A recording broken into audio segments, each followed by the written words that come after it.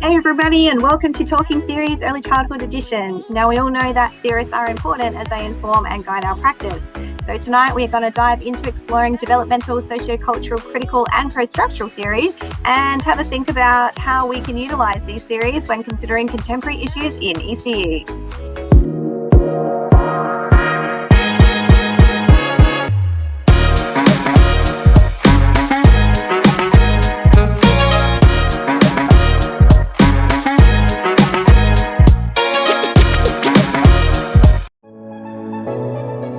Steiner's theory was that children need to be educated as whole individuals.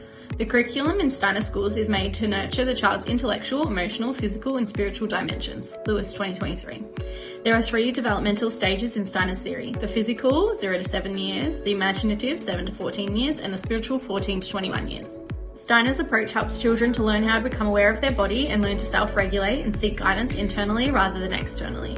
According to Dr. Vicky Hargraves in his article, The Steiner Approach, Steiner schools and kindergartens teach children the value in learning purposeful and useful work in real life, such as housework, cooking, cleaning, toy making, and gardening.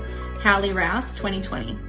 I believe that most childcare centres take on a version of this approach, where we provide a nurturing environment and set up activities for children to have free play indoors and outdoors for most, if not all, of the day.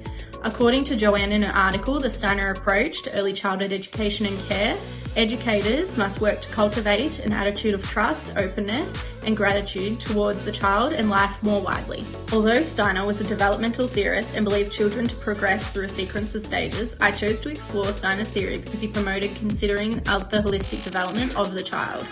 The schools that have taken on his approach to teach are providing young children with the tools to explore their world and become confident and involved learners and/or teachers in their communities.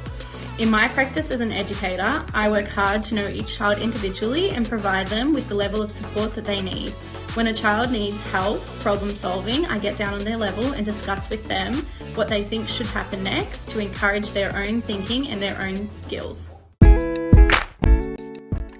Loris Mikulski is the founder of the Reggio Emilia theory. According to Mikulski, the child is rich in potential rather than an empty vessel. Nolan, 2015. His philosophy is that children must have some control over the direction of their learning, must be able to learn through experiences of touching, moving, listening and observing. Children have a relationship with other children and with material items in the world that children must be allowed to explore. Children must have endless ways and opportunities to express themselves and must have control over their learning, and they learn through their sense and the use of the 100 languages. Nolan, 2015. These theories urge consideration of many layers and contexts which inform, impact and influence on children's development and learning. Additionally, challenges that concept of traditional development stages and sequences. As a pre-service teacher, I will view all children as capable and constructive and value the relationship built as a central point of learning. Listen to children's voices and implement teachings for development. Ways I can use this theory and social cultural perspectives in my emerging philosophy and daily practice will be to provide opportunities supported by learning environments that are stimulating, welcoming, aesthetically pleasing and reflect children's voices and their interests and the culture of all children. That classrooms are active and provide children with hands-on activities and experiences and are chosen by all children. That educators will learn and be investigators with children. I view each child as competent and capable people who come from a diverse range of backgrounds. They each may be affected by many contemporary issues, such as having both parents working, being multilingual, living in households with extended family or with no close family nearby, or living with additional needs, to name a few. For this reason, I've chosen critical theory and the work of Paulo Freire. In working with and studying disadvantaged and marginalised children, he recognised that both teachers and children can learn from each other. Educators and children talk, reflect, explore ideas and learn together. Through this, we have the opportunity to develop an understanding of each child's personal context. By considering this theory, I aim to challenge practice and to use critical questioning effectively. I can give a voice to the children so they're heard and included, and I'm able to consider children as capable and competent learners while continuing to consider them within their culture and context.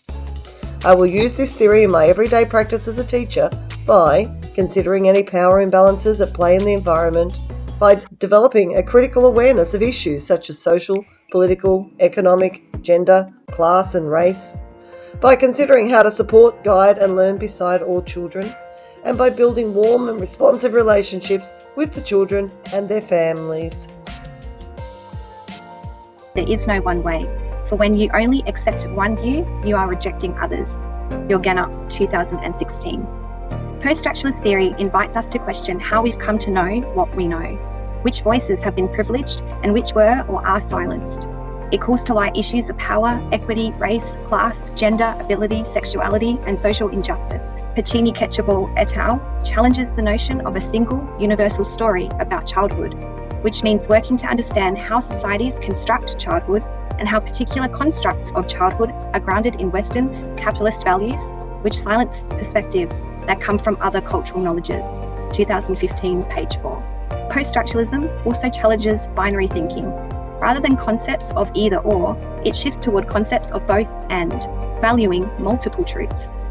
To be a child and a ballerina and a feminist and a mathematician and a child with ADHD all at once or none at all in this moment. Through a post-structuralist lens, children are positioned as political and active agents. When we view children as powerful citizens with rights, we can seek to explore contemporary issues with them. This invites educators to explore the multiple identities of children and empower them as equal participants and as co-learners. Additionally, post-structuralism supports the foregrounding of First Nation perspective, acting as a tool for deconstructing colonialism as we seek to create situated relationships with country, materials, and the more than human world, to honour the interrelationships that connect us and recognise the complex dynamic layers of identity which is built and constructed over time.